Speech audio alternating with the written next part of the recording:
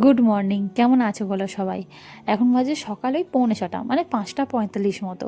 তো এসছি একটু সমুদ্রের পাড়ে। তো সানরাইজ দেবো ভেবেছিলাম, তবে বেশি তাড়াতাড়ি আর আসতে পারলাম না, একটু দেরি হয়ে গেছে। তো তাই সই যেটুকুনি দেখা হয় ওই অনেক। তো যাই হোক, আজকে পুরীতে আমাদের লাস্ট দিন। মনটা তাই একটু বেশ খারাপ খারাপ, মানে বলতে পারো বাড়ি ফেরার একেবারেই ইচ্ছা নেই বললেই চলে। মানে একদম ভালো লাগছে না। এই কটা দিন যে কীভাবে কেটে গেল, 4টে দিন যেন মনে হলো যেন হু হু করে কেটে গেল। এক নিমেষে যেন দিনগুলো ফুরিয়ে গেল, মনে হয় যেন আরেকটা দিন থেকে গেলে ভালো হয়।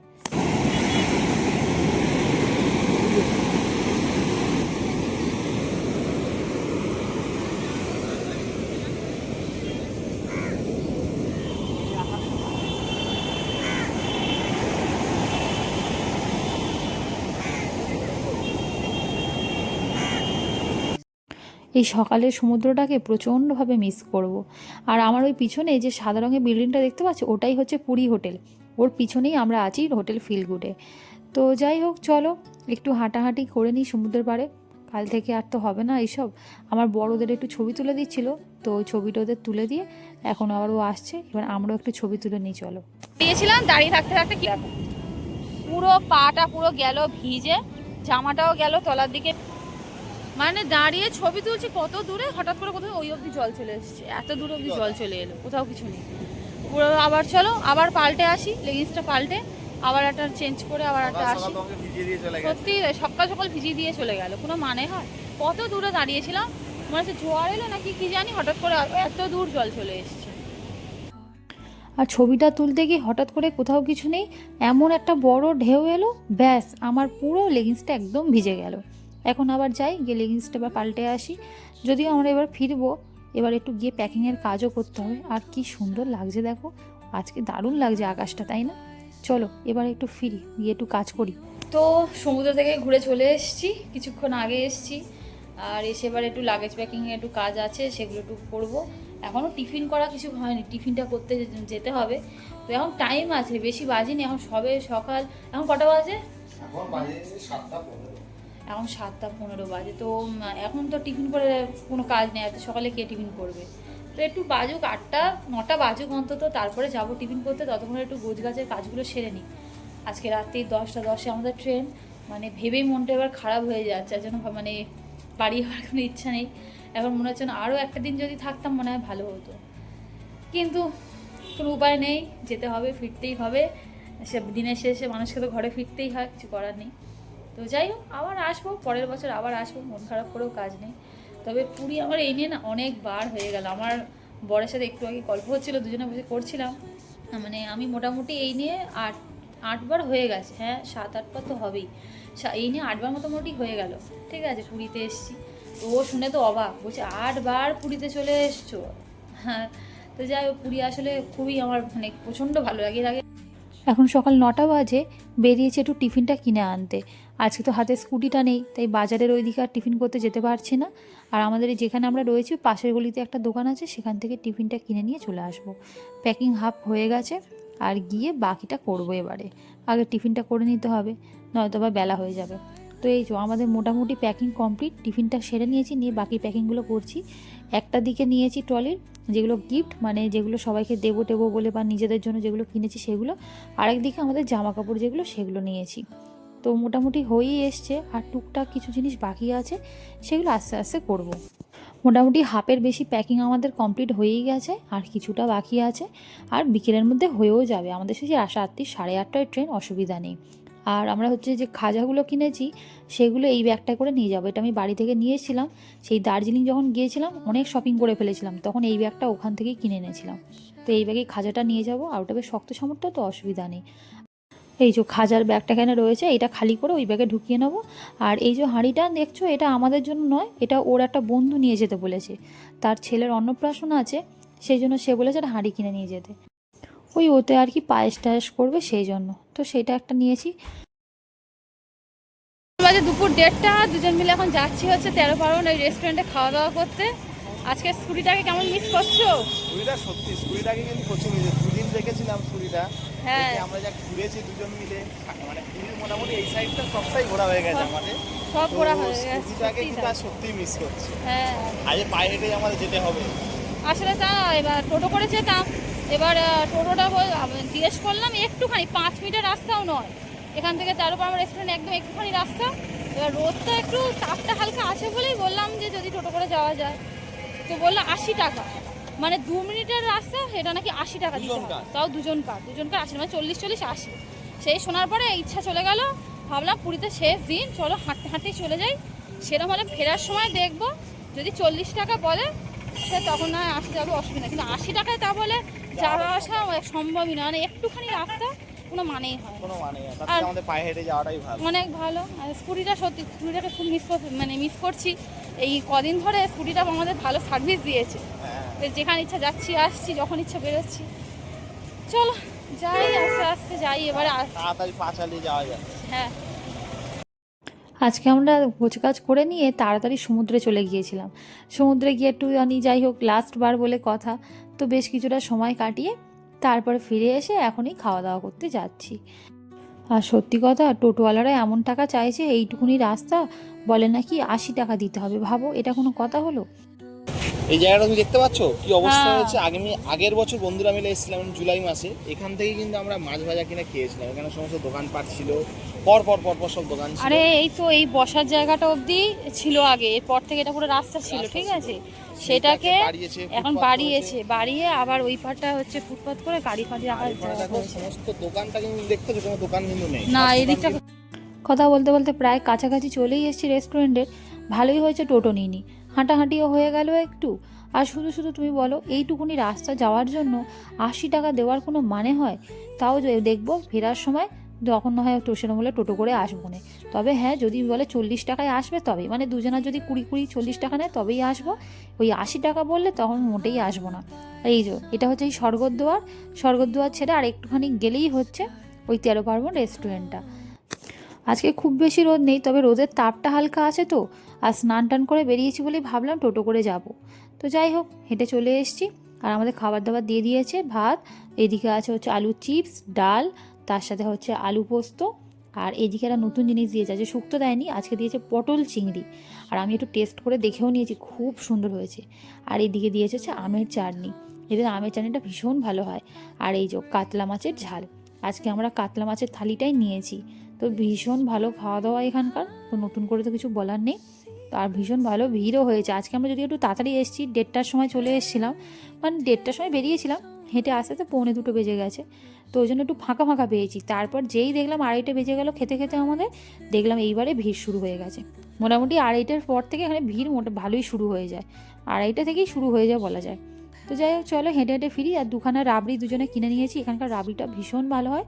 ওই 50 টাকা করে নেয় একটা, বা মানে এরকম ভাঁড়ে থাকে, বেশ কোয়ান্টিটি ভালোই, খারাপ না, 50 টাকা নেয়, কিন্তু খেতে খুব সুন্দর হয়। তো আমরা ভাবলাম যে হোটেলে ফিরেই তারপরেই খাবো। তো একটা টোটো জিজ্ঞেস করলাম যে যাবে হোটেলে ফিলকুটে, তখন বললো কি 100 টাকা দিতে হবে। ভাবো, আসার সময় তাও 80 টাকা বলছিল, এখন বলছে 100 টাকা। এই শুনে আমরা বলে দিলাম যে দরকার নেই বাবা, ওর থেকে আমরা হেঁটেই চলেছি, ওই ভালো। তো চলো ফিরি, আবার সন্ধেবেলা তারপর আবার বিচের ধারে একটু আসবো আজকে। এখন বাজে সন্ধে 6টা, একটুখানি বিচের ধারে যাব, বসবো। তার আগে একটুখানি এখান থেকে মশলা মুড়ি কিনছি। আর মশলা মুড়িটা কিনতে সেই যে আমি ভিডিওটা বানাচ্ছি না, এখানে একটা কাণ্ড হয়েছে, সেটা বলছি।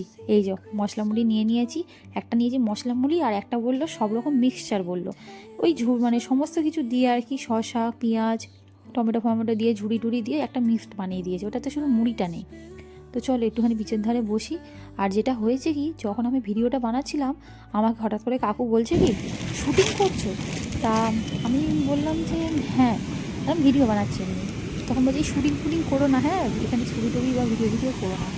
তো আমি না একটুখানি অবাকই হলাম, যদিও বা আমি ওনার মুখটা সেভাবে দেখাইনি, আমি জাস্ট উনি যে করছিলেন মশলা মুড়িটা সেটাই দেখাচ্ছিলাম। তো যেই বললেন, তো আমি সঙ্গে সঙ্গে স্টপ করেই দিয়েছি, তাই ওইটুকুনি ভিডিওটা করেছি, আর করিনি। তো আমি বুঝলাম না উনি ওটা কেন বললেন। তো একটু অবাকই হলাম যখন বললেন যে শুটিং ফুটিং করো না, যদিও হাসতে হাসতেই বলেছেন, রাগ টাগ করে বলেননি।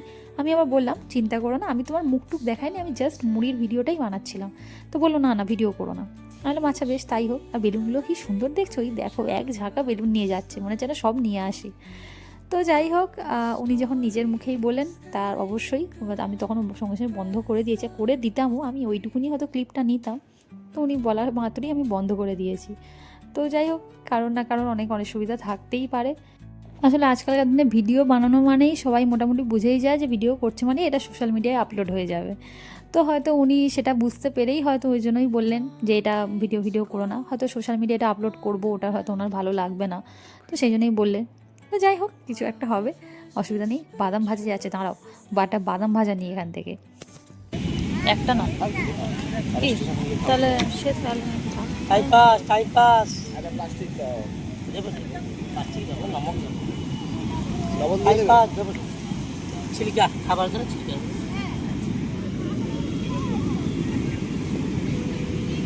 বুঝলাম না। উড়ে যাচ্ছে। ওই দেখি এই বাদাম ভাজাটাকে দেখি এই কাকুরা এখানে বলছে টাইম পাসই বটে।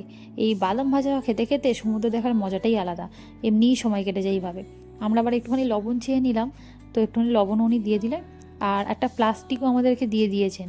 মানে ওই বাদামের যে আর কি বাদামটা ভেঙে খাওয়ার পরে, এটা তো সেই বাক্স বাদাম টাইপের, ওইগুলো ভাঙার পরে আর কি ওই খোলাটা তুমি সমুদ্রে যাতে না ফেলো সেই জন্য তোমাকে প্লাস্টিকও দিয়ে দিয়েছে, যাতে তুমি ওর মধ্যেই ফেলো। আর এই দেখো আবার কতগুলো বেলুন যাচ্ছে, মনে যেন সব কটা নিয়ে যদি যেতে পারতাম। যাই হোক, তো এখানকার বেশ একদিকে ভালো, এই যে এত সুন্দর পরিষ্কার পরিচ্ছন্ন রাখার যে ব্যবস্থাপনা, সবাই কিন্তু সেদিকে খেয়াল রাখে। এই সেই বাদামগুলো তো দেখলাম ছোট ছোট বাদাম, খুব একটা বড় নয়, ওই দুটো করে রয়েছে এর ভেতরে। এই বাদামগুলো তো চলো ভেঙে একটা দুটো খেয়ে দেখলাম, বেশ ভালো দেখলাম, বাদামগুলো বেশ মিষ্টি মিষ্টি লাগছে। ওই দেখো আবার দেখছো সামনে কতগুলো বেলুন নিয়ে বসে আছে।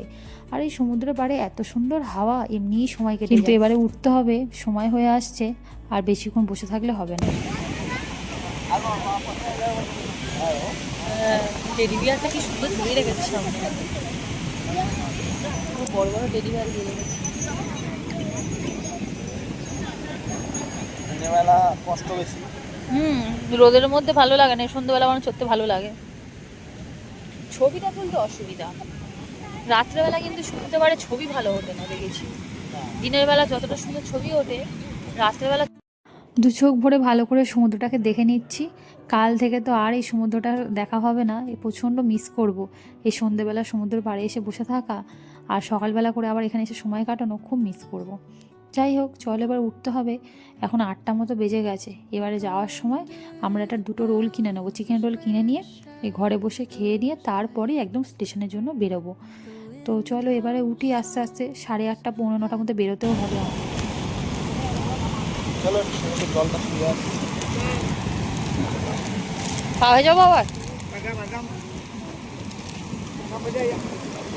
যাবে, চলো।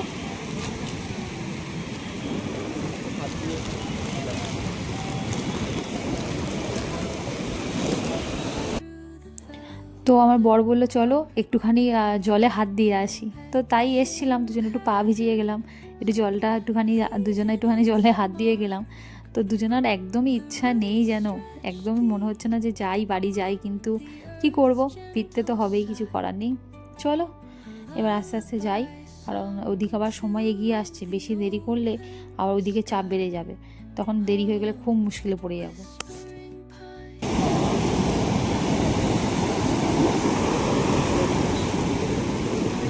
চলো চলে এসো।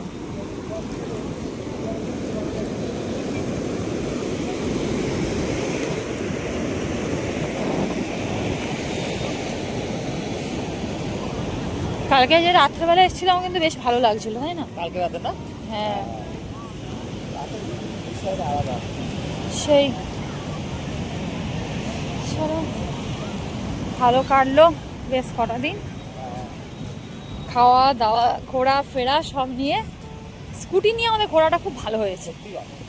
ওই টোটো অটোতে করে যে টাকা আমাদের খরচা হতো, সত্যি বলতে ওই স্কুটিতেই ঠিক আছে, মানে দুজন যদি কেউ আসে তো ওই স্কুটি বাইকই বেটার। অবশ্যই বাইকে আবার রেটটা একটু বেশি পড়ে, এবারে যে যেটা প্রেফার করতে পারবে।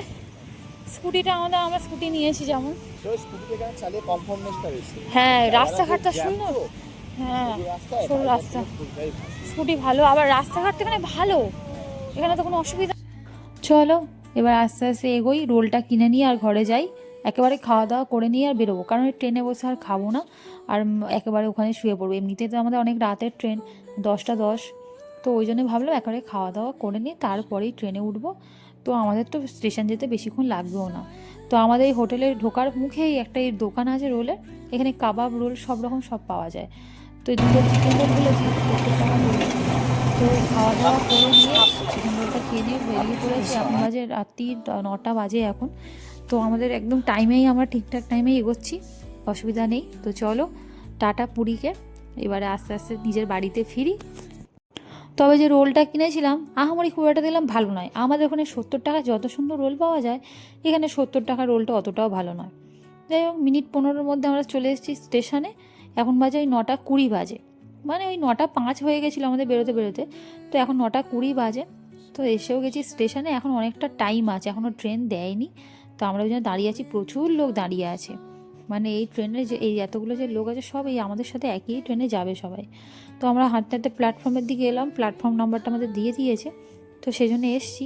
এবার কোচ নাম্বারটা বুঝতে পারছি না, আমাদের তো B4 কোচ, তো সেটা কোন দিকটায় পড়বে এখন সেটাই তো বুঝতে পারছি না। ট্রেনটা না দেওয়া অবধি ক্লিয়ার হবে না।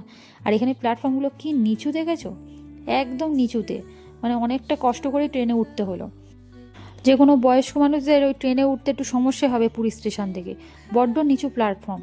যাই হোক, কি আর করা যাবে। তো চলো, জয় জগন্নাথ বলে আমাদের ট্রেন ছেড়েও দিয়েছে। চলে এবার সাবধানে বাড়িতে ফিরি। আর এমনিতে আজ ট্রেনটা আমাদের লেটেই ছাড়লো, আধা ঘন্টা লেটেই ছাড়লো। সেই কি জানি কালকেও আবার কীরকম আগের দিনের মতো দেরি করবে কিনা। তো যাই হোক, চলো ব্লগটাও তাহলে আজকে এখানেই শেষ করছি। ভালো লাগলে অবশ্যই লাইক করো, কমেন্টে জানিও কেমন লেগেছে। আর আমার চ্যানেলটাকে সাবস্ক্রাইব করতে একদম ভুলো না। সবাই খুব ভালো থেকো, সুস্থ থেকো। তোমাদের সাথে দেখা হবে পরে আবার নতুন একটা কোনো ব্লগ নিয়ে।